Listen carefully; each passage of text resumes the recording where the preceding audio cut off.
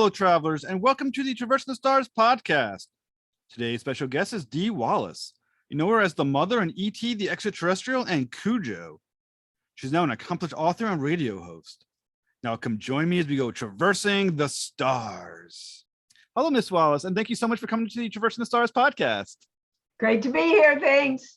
Totally my pleasure. I think everyone knows you for going back, and you're a major part of our childhood. So I want to thank you so much for coming on my show. You are so welcome, darling. They better know me. I guarantee they do.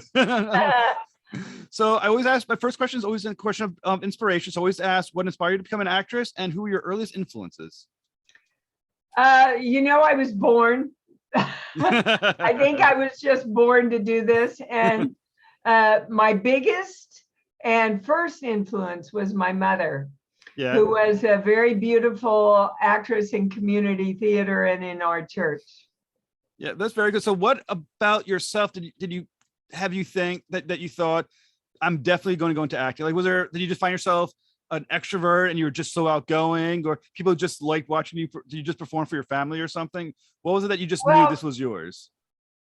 I started out being a dancer and was a soloist with a couple of companies in the Midwest. But I was just groomed to do this from when I was a very little girl. My mom and dad, I come from a very poor family, and they started me modeling and performing for music clubs in Kansas City and performing for the mayor. Wow. Yeah, I just, quite frankly, a lot of it was so I could help pay the bills. But I just came out being a creative, as long as I was dancing or putting on a skit or acting or performing somewhere, I was happy, and not much has changed. When I always do research on my guests on my show, and what I learned about you, I thought was so awesome, because like you, I have a degree in education, and I read that you had a degree from the University of Kansas in education. So what led you thinking about education? How far did you go into pursuing it, and when did you know it was time to turn around and pivot to showbiz? Well, that's easy. I got my teaching degree because my mother needed it for her personal sanity.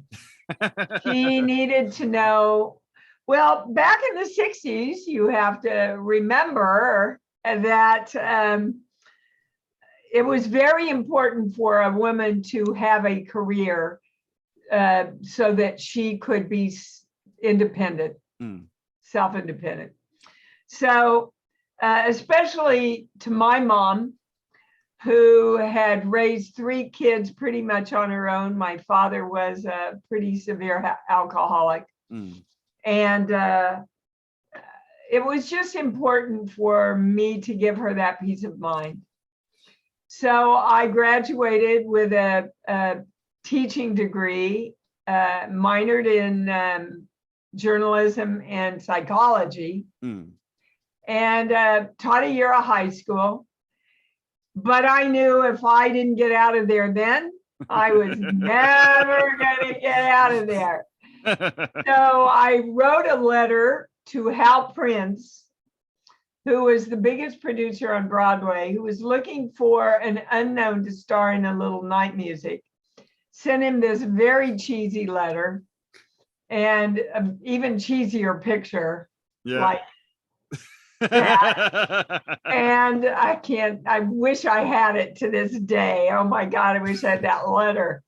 And he called in 3 weeks and said, I want to fly you to New York to audition. And I had already bought a ticket. So of course I said, oh, Mr. Prince, you don't have to buy me a ticket. I already have one. He would have flown me first class and the whole thing, but that's how I was raised. So the day I landed in New York, I sent everything that belonged to me in a taxi cab, handed him the address and said, could you take these to this address? Because I'm going to Rockefeller Center to audition. And they got there. All of them got there. Yeah. So, yep, that was, I just kind of knew, this was my dream. And I knew if I didn't leave then, I was probably going to stay stuck in feeling safe.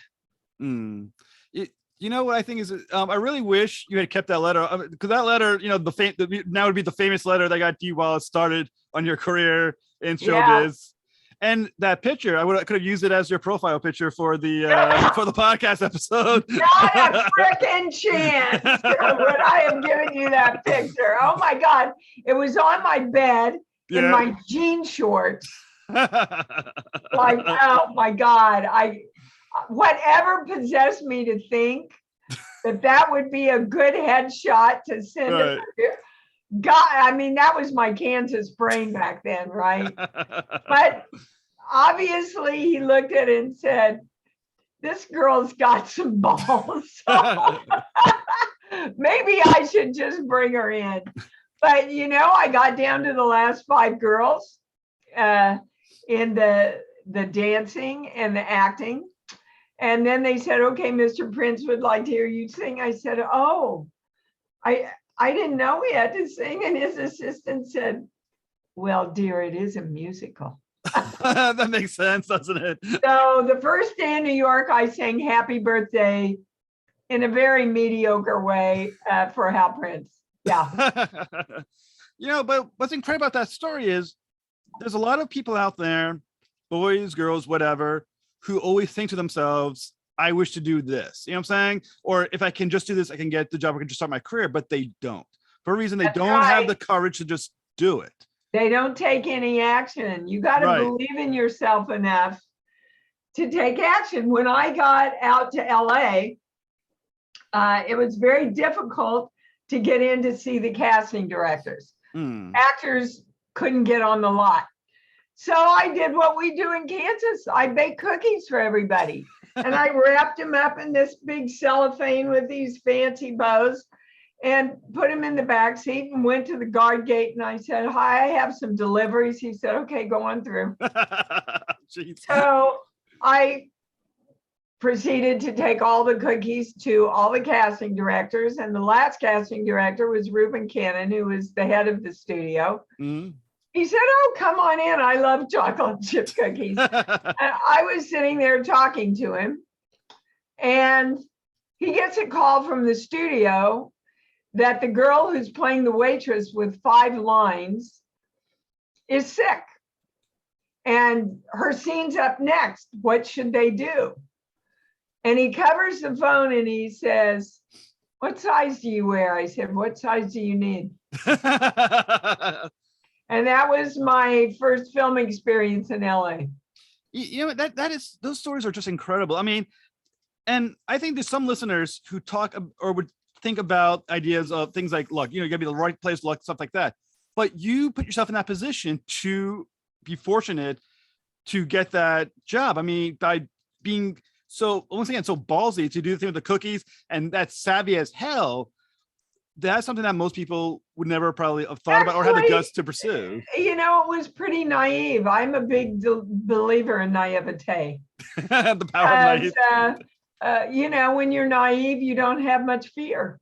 You just don't. You go, everybody would say, oh my God, you're going to New York. New York's so dangerous. What makes you think they don't know you? You don't know anybody there. And I'm inside going, I'm going to go to New York and be an actress. Right? So I think you just have to go where your joy is, and have faith and belief in yourself. And sometimes the stuff pays off and sometimes it doesn't. But if you don't put it out there, it's never going to pay off. Right?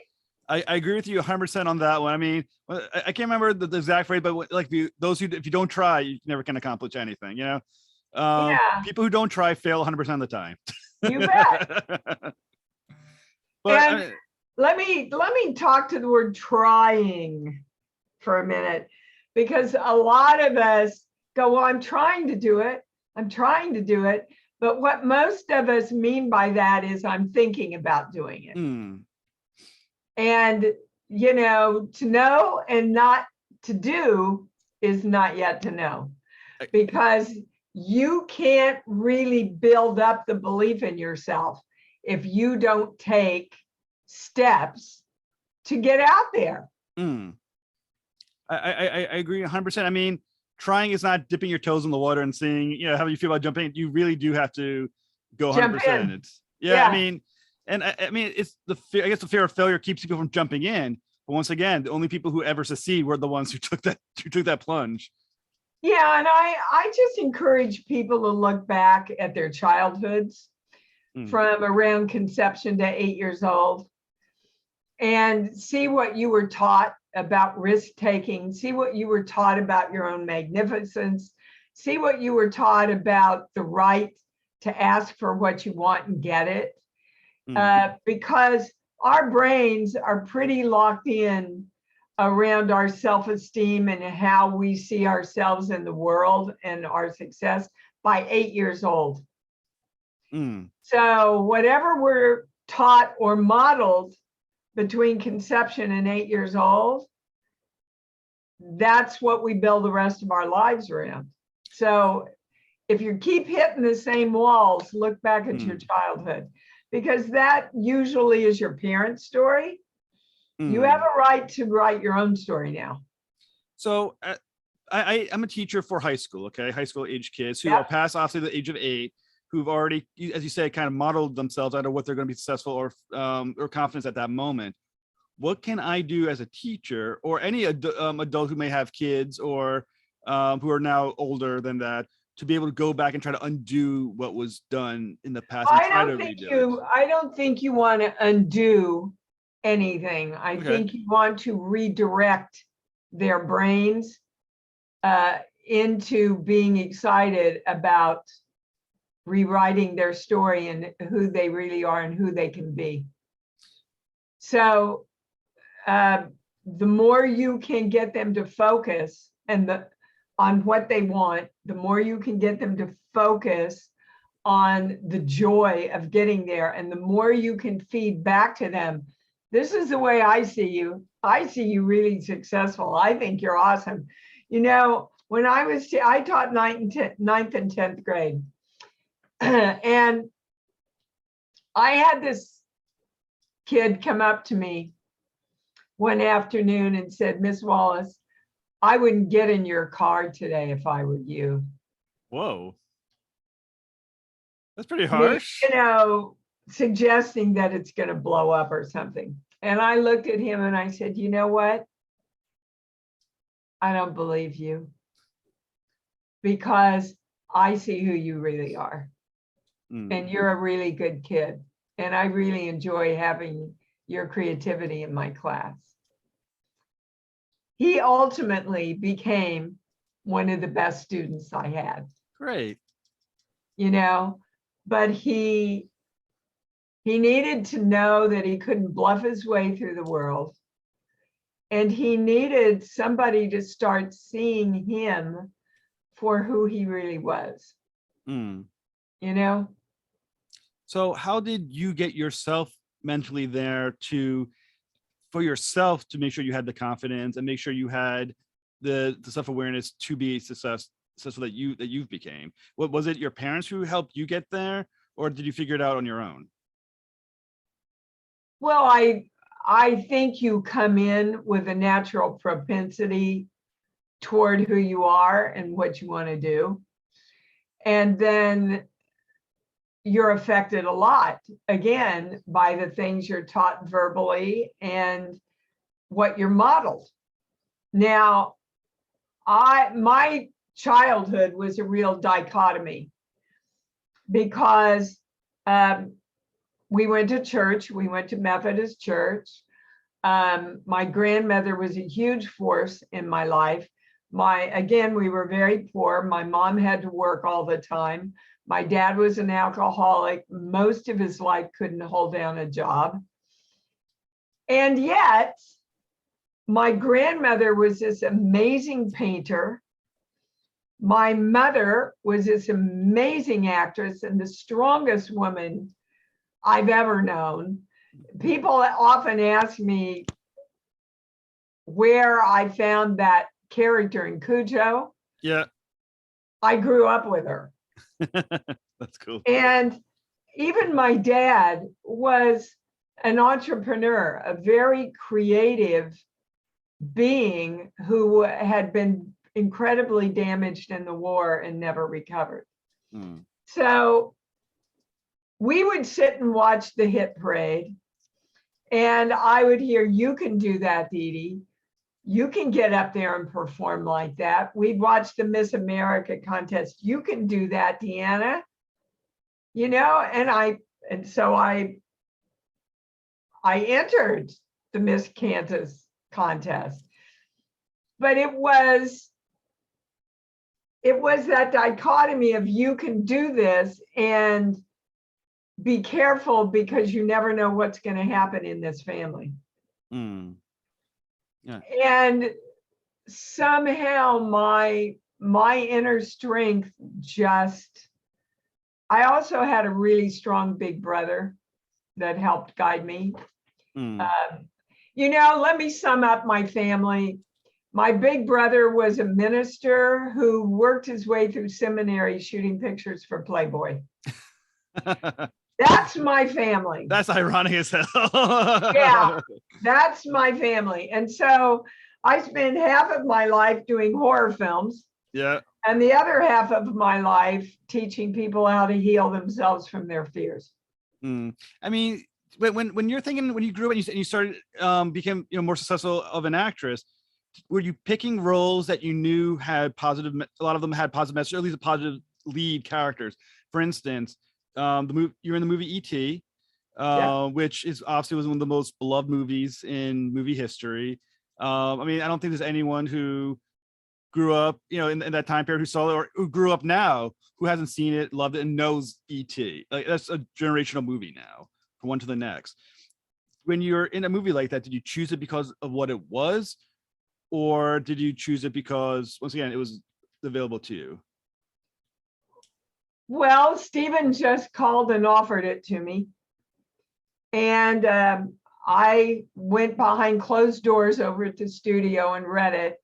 And I remember calling my agent, and I remember exactly what I said to him. "I don't think this film's going to do much for me. Oh, wow. But I think it's going to do a lot for the world, and I want to be a part of it." I mean, once again, and obviously you're right. I mean, that movie has such power to it. And like I said, once again, it's a movie that became iconic. What did the experience end up meaning to you? Oh, it means I was a part of something that opens people's hearts and reminds them of the truth of love and friendship, which, dear God, do we need today? Yes. Yeah. There's, and some actors, when there's roles that they've done that are from iconic movies, some actors over time seem like they pull away from it, and they want to, they try to like almost ignore what they've done in the past. Some actors embrace what they've done in the past, even though, as movies become more iconic. For you, has your appreciation for E.T. increased with time, or is it something that the impact for you has lessened? I think it's always been impactful for me from the minute I read Melissa Madison's script. And then I go out and I talk to people like this mother who came up to me with tears in her eyes and said, "Miss Wallace, I want you to know you're a part of a miracle in my life. My son is 10 years old and autistic, and I never heard him speak a word. And I just took him to see the re-release of E.T. And on the way home, he spoke every line that E.T. said in the film." Oh, very cool. That's a miracle. And that's the power of that film. Another young kid came up to me and said, "When E.T. came out, I was in junior high school, and we lived in a really small town. And my mom and dad got divorced, and I was an outcast. None of the kids at school would talk to me. And then E.T. came out, and you were a single mother. And all of a sudden, I had permission to be included again. Aw. I mean, that movie is our Wizard of Oz. It surpasses, and it surpasses the blocks we have and reaches into our hearts and says, go here. This is where the truth is. What do you think about E.T. became so universal that it has sort of gone beyond the generation and also across cultures, that movie still has found a way to resonate with all of us? Because it makes you feel good. It makes you feel good and it opens your heart. And that's really all we all want, right? Yeah. By the end of that movie, you're living in love. You are. Like, Tinkerbell and The Wizard of Oz and those movies that have lasted and lasted and lasted through time. The messages are, think happy thoughts and you fly, and you had the power all along, Dorothy and E.T. Keep your heart open and you will get back to your home of who you are. There's such a wholesomeness to that movie. Do you think a movie like that could be made again now? Or do you think there has been movies like that since that have found that kind of wholesomeness and earnestness that, that it sometimes feels like movies now are a little more cynical than they were back, and even You back think? then? Cynical, and we're just into so many special effects. The special effects become the movie instead of the message. And yes, we need a lot more of these movies. And yes, I think the public would embrace them. So you've dedicated a lot of your life to doing things that have reached out for other people. Yep. We're going to go into your book in just a bit that you've written, but one thing I want to mention as well, that you also do a weekly call-in show that you is a radio show that you're hosting that is very much into helping people. And I was wondering what motivates you to do the show. What have you learned about yourself and maybe helped you with your writing, everything else, and how you conceptualize things and doing the show and talking to people? Well, I'm a clairaudient channel, which means I hear messages. Now, anybody can do this. It's not a big woo-woo thing. You just have to learn how to open up your channel. So the more I did this work and the more I channeled, the more I came to understand that there was an actual formula for creating our lives. And if you followed that formula, you could create pretty much any subject in your life you wanted in the way you wanted if you really understood the formula and how to do it. So I started my call-in show, which is on Sundays at 9 a.m. Pacific Standard Time. And I created people being able to call in and ask questions about anything and getting the highest guidance from the channel. Because most of the time, what we think are our blocks, what we think are the problems, what we think why we're in the way or why things are happening, usually isn't the case. And so we need to be guided just to a clearer understanding. And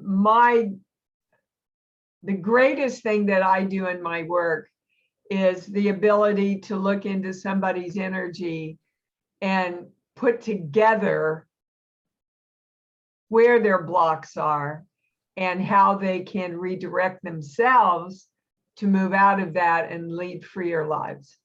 So the people who call into you, is there a pattern that you find about what their problems are, or is it something are they just reaching out because it's like almost like a loneliness? Is there something that was a specific issue that they have? They have to have a specific question, but the thing challenging most of us is we were never taught that we are powerful creators. We're taught to wait for God or the guides or the angels or somebody else to tell us what to do. And then we have permission to move forward. And that's not the way it works. We were given free will. And so we have to consciously choose what we want to create and put our focus on that and commit to it. Feel a lot of love and joy around it and hold that focus until it starts coming into physical manifestation. Do you find that what holds us back is waiting for someone to pull us along and point us in the right direction? Yeah, and the word I hear the most is trying. Well, I'm trying to do that. I said, well, try and stand up. Either stand up or you don't, right? Correct. 100%. Can't keep trying to stand up. Right. That's what most people believe, that they're actually taking action when they think about taking action. So as you mentioned the idea of blocks, what blocks us? What do you find is the common block? Is it the waiting, or is there something else as well that is standing in the way of individuals to make that leap? I think the biggest block is that we've all been taught we shouldn't and can't be powerful. Okay. From the time we're little. God won't love you if you're too powerful. Your friends are going to judge you if you're too powerful. Your parents tell you to sit down and shut up and be quiet if you're too powerful, right? From the time we're born, we're schooled in holding ourselves back into smaller versions of who we really are. And the fact is, when you love yourself and you claim how powerful you are in the highest way, not in an egotistical way, then you create so much more to share with everybody else. You have so much more to share with everybody else. So for our listeners, for clarification, when you say powerful, do you mean assertive or do you mean something else? No, I mean like Mother Teresa powerful. Clarify a little bit more. Well, that knowing that you are the source of your own creation. Okay. Okay. You're the power, you're the love, you're the choice, you're all of it. And we're taught that, well, we have to wait for a sign from God. And it works the other way around. It says very clearly in the I Am discourses, God cannot and will not intercede on your behalf without your clear direction. Because we on the physical plane are here to learn and understand how to work and direct energy and the responsibility we have in doing that. So for those of us, once again, trying to search for our power, is it necessary to have faith, or is faith, or are you talking about something more internal versus less external? Well, if you're talking about having faith in yourself, yeah. And loving yourself unconditionally. Loving yourself more. Because the more you love yourself, look, who do we want to give everything to? The people we love.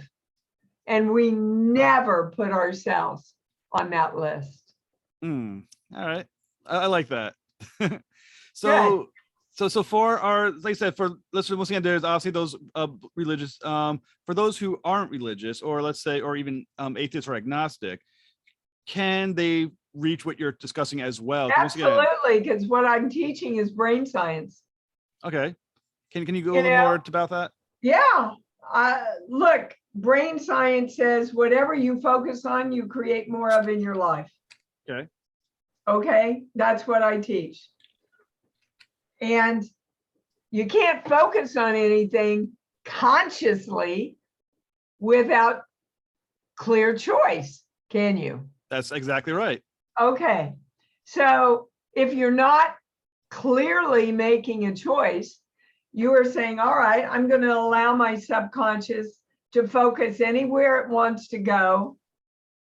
And that's usually childhood fears and limiting creation principles that we learned between conception and 8 years old.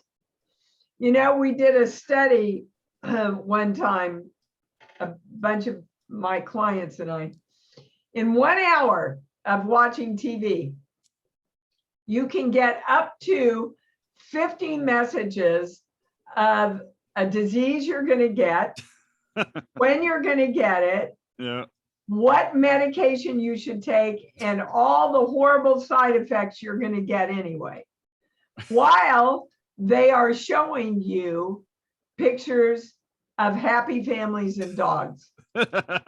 So what your brain says then is, oh, I get it. Being sick equals happiness.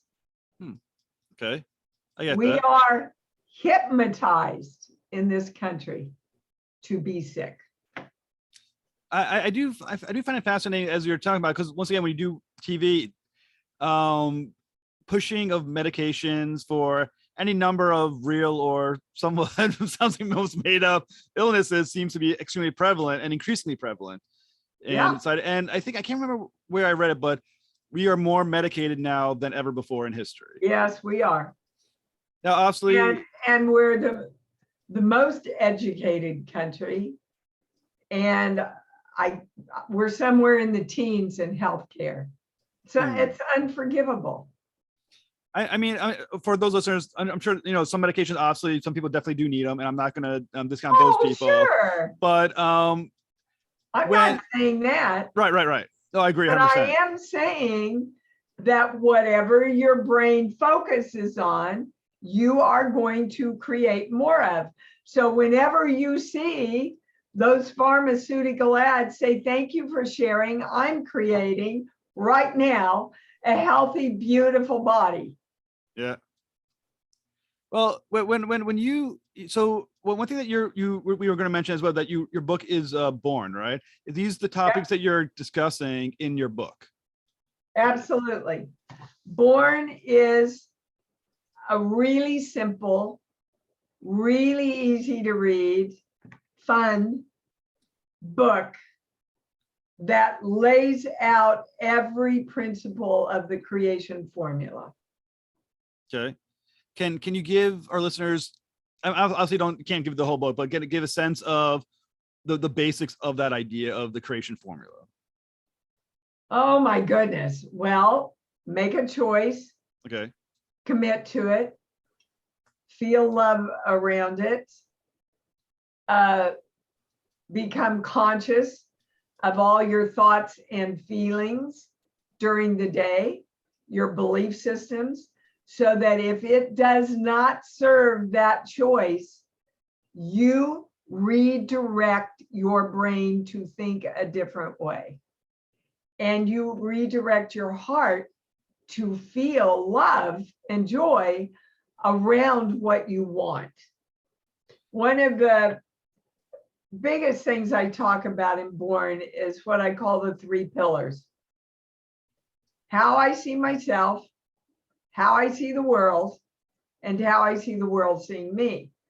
Those 3 things all have to be in alignment for you to get what you want. Now, I see myself as an actress. But if I look out in the world and go, oh, I can't imagine a world out there that's going to, let me act. I mean, that's crazy for me to go to New York and I don't even, know anybody. And then if I look at everybody out there and go, nobody's going to see me as an actress. I mean, I haven't done anything. Why would anybody see me that way? But you see, you have to see it first. I couldn't go into Steven Spielberg's office and go, Mr. Spielberg, I don't know if I can act, but I sure would like to star in your biggest hit of all time. Doesn't work that way. You've got to know so the universe can work with you to deliver what you want. So for those individuals who definitely need to start along this path, what is the first step? Like, what is the first step they should make? Is it literally jumping in and finding that confidence, or is there a step to get going on this longer path? Choose what you want. Okay. Write it down. Make a list. If you're looking for a partner, you better have a complete list of everything you want in that partner. Like good health, financially solvent. Those are two really good things. Yes. Somebody who loves and honors and respects you. Somebody you're going to have fun with. And whatever else is important to you. Once you make that list, your subconscious knows what it is. And then when you think about creating that partner and magnetizing that partner to you, you feel a lot of love. I teach everybody to find their love place. And their love place is anything that opens your heart and makes you smile the minute you think of it. I go right to my doggy, Freedom, or my favorite place in Hawaii, or my daughter when she was a baby, and I would hear her in the morning over her monitor going, "Mama, mama, mama, mama." So my heart opens and I smile. It's so easy to find an unconditional, loving place like that. So, as you're saying, it has to do with the choice and choosing what you want to find out, so making your list, everything like that. To do that, must the individual kind of find out who they are, or does the list help them find it? All you have to do is look at your life and you'll see what you don't want. Okay. The problem is most people don't ever move on from that. This part of my life is not working. Not having any money for me is not working. What do I want? I want more money. I'm telling you, when I go out and speak, I'll have somebody come up on this stage and I'll say, all right, let's get started. What do you want? I don't want to have to worry about money so much. Great. What do you want? Well, I don't want to be stressed out about money. Great. What do you want? This can go on for 20 minutes until they get so pissed off at me. They go, I want more money. And I go, good. That's the first time you told me what you wanted. But you see, again, we're trained to say what we don't want in order to express what we do want. And the universe and your brain thinks in pictures. If you tell a little 3-year-old, don't touch that TV, he'll look at you and he'll go right over and he'll touch that TV, because what does his brain see? Him touching the TV. So you can't tell yourself what you don't want. You can't tell the universe what you don't want. You can start there and then you have to go, no. So I know what I don't want. I don't want the same asshole I was with last time. But that's not where you stop, because if you keep focused on the asshole, you will create another asshole just like him that's in a different suit. So, let me make a list of what I do want, so I don't attract another asshole, And now I'm going to focus on creating this great guy or girl that I'm bringing in. So how did you come about these ideas? Or this from your life experiences? Is something that was it from through research, or was there a point in your life where you had to find a direction? And this is where Every this was going. day. Every day. Every day. Sure. It's a journey of being conscious, baby. It's a journey of really conscious.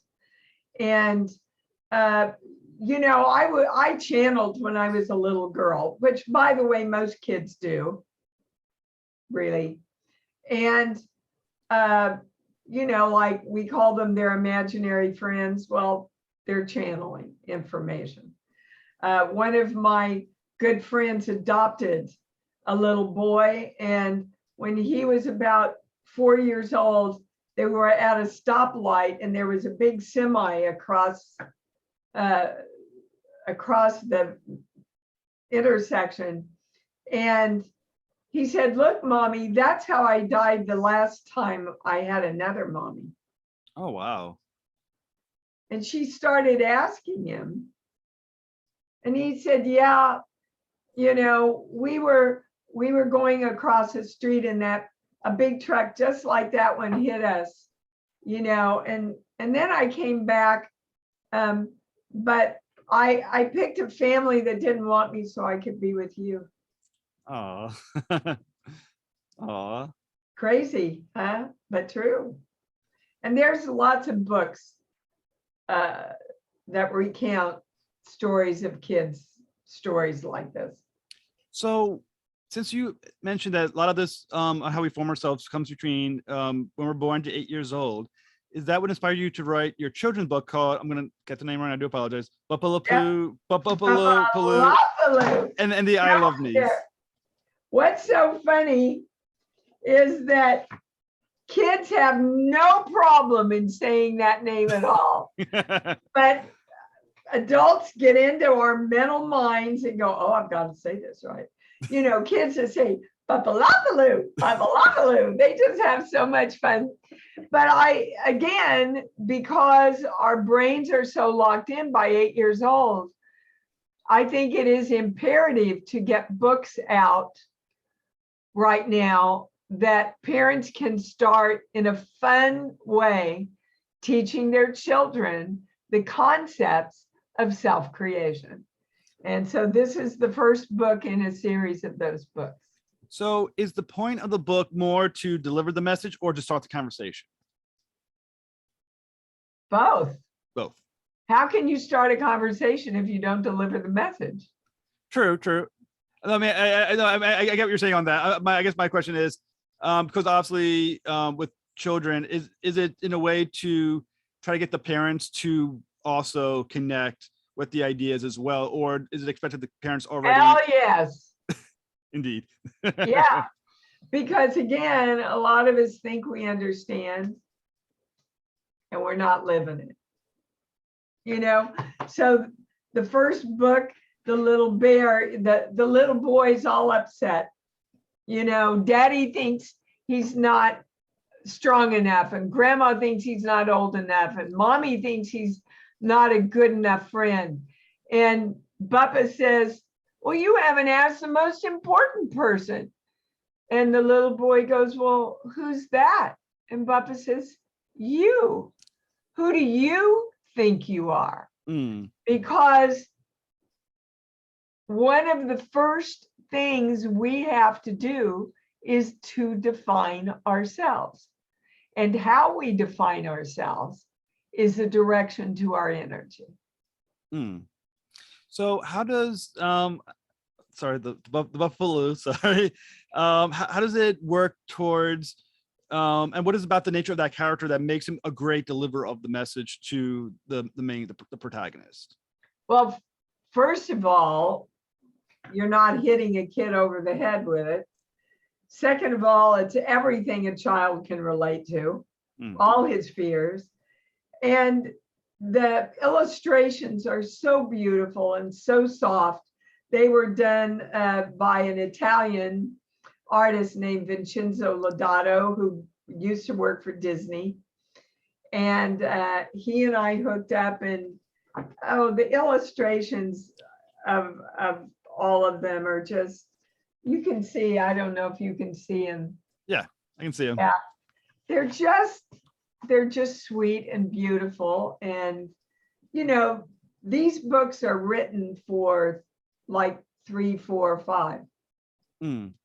How challenging is it to deliver a story with a good message and still so in such a way that the children still get the entertainment and kind of just absorb it without being like preached at by it? You know, say because kids feel like something, they back off.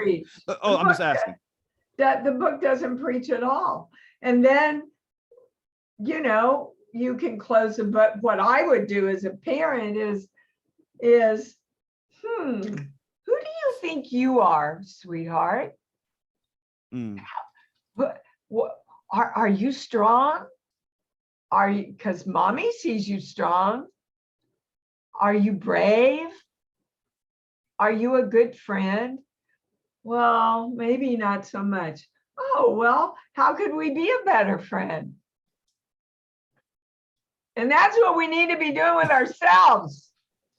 So, so what have the reactions been like so far by the kids? Have you finding that they are really enjoying it? That they're loving it? Fantastic. They love it. Yeah. Buppa becomes their friend, kind of their confidant. Oh, is there going to be other stories that you're going to write with the character? Yeah. This is the first in a series. Fantastic. When can they expect the others? And where they can find the first one? When I have time. They can find both BuppaLaPaloo and Born on Amazon and Barnes and Noble. Fantastic. Or if they want a personally autographed copy, they can email me at iamdeewallace.com, and I will send you off that you can order it on my website, and I'll get it off to you with its signature. That's awesome. So what's next from you? Oh my gosh. Well, I just finished a movie at 1 a.m. last night, this morning. I'm getting ready to do 2 really big healing programs. And I'm leaving when? About mid-April to do another film in Texas. Very cool. So, you know, I'm just doing everything I love to do, baby. It's really exciting. That's an amazing life to live, to be able to say you basically can do whatever you want to do at this point. That's fantastic. I create my life that way. I think that's awesome. And I want to thank you, Miss Wallace, so much for talking with me. It was a fantastic conversation. And I think I learned a lot about that. Well, it was a great interview. You asked some really pertinent questions, and I appreciate that. Oh, thank you so much. Have a fantastic night. And any links you can send over for the book and anything else you want to do, I'll make sure we post it on your interview notes. Okay, great. Thank you so much. You too. And